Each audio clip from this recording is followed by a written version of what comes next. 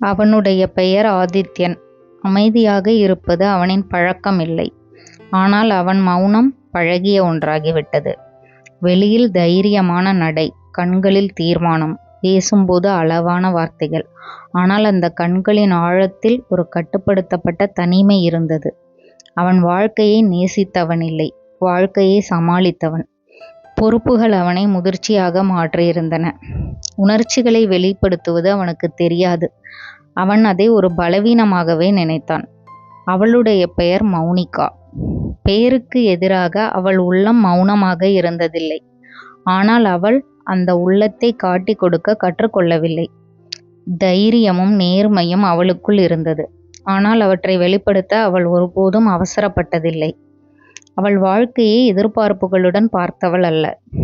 என்ன கிடைத்ததோ அதை முழுமையாக வாழ வேண்டும் என்ற எண்ணம் அவளுக்குள் ஆழமாக பதிந்திருந்தது. அவள் அழகானவள். ஆனால் அந்த அழகை விட அவள் அமைதியான தன்னம்பிக்கையே அதிகம் பேசும். இந்த இருவரின் திருமணம் காதலால் நிகழ்ந்தது இல்லை, வெறுப்பாலும் இல்லை. அது வாழ்க்கையின் கட்டாயத்தால் உருவான ஒரு இணைப்பு. அவர்களுக்குள் நாம் ஒருவரை ஒருவர் காதலிப்போம் என்ற வாக்குறுதி இல்லை.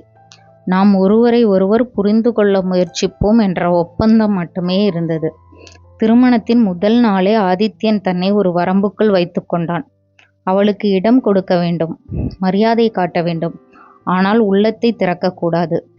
அவன் வாழ்க்கையில் காதல் என்ற சொல்லுக்கு இடமில்லை என்று அவன் தீர்மானித்திருந்தான்.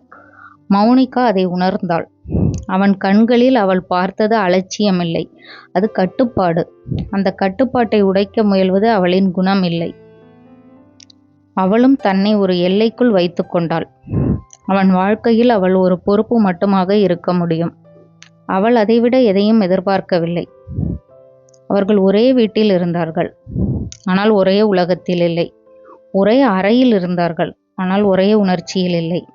பேச வேண்டிய இடங்களில் பேசினார்கள், மௌனம் வேண்டிய இடங்களில் மௌனமாக இருந்தார்கள். இருவரும் தங்கள் தைரியத்தை தங்கள் தனிமைக்குள் மறைத்து கொண்டார்கள். ஆனால் வாழ்க்கை எப்போதும் திட்டமிட்டபடி நடப்பதில்லை. சிறிய விஷயங்கள் தான் பெரிய மாற்றங்களை தொடங்கும். ஆதித்யன் அவள் கவனிக்காத தருணங்களை கவனிக்க தொடங்கினான். அவள் சோர்வை மறைக்கும் அமைதியை, தன்னைத்தானே சமாளிக்கும் அவள் பழக்கத்தை, எந்த புகாரும் இல்லாமல் அவள் ஏற்றுக்கொள்ளும் வாழ்க்கையை. மௌனிகா அவனின் கடுமையை பார்க்கவில்லை. அவன் அந்த கடுமைக்குள் மறைத்திருந்த பொறுப்புணர்வை, பாதுகாப்பை, அவன் சொல்லாமல் செய்யும் கவனத்தை அவள் உணரத் தொடங்கினாள். இது காதல் அல்ல, இது இன்னும் காதல் அல்ல.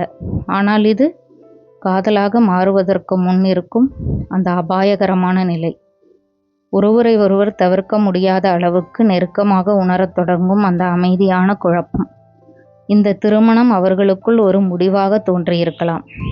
ஆனால் உண்மையில் அது அவர்களுடைய வாழ்க்கையின் மிக கடுமையான, மிக ஆழமான காதலின் தொடக்கம்.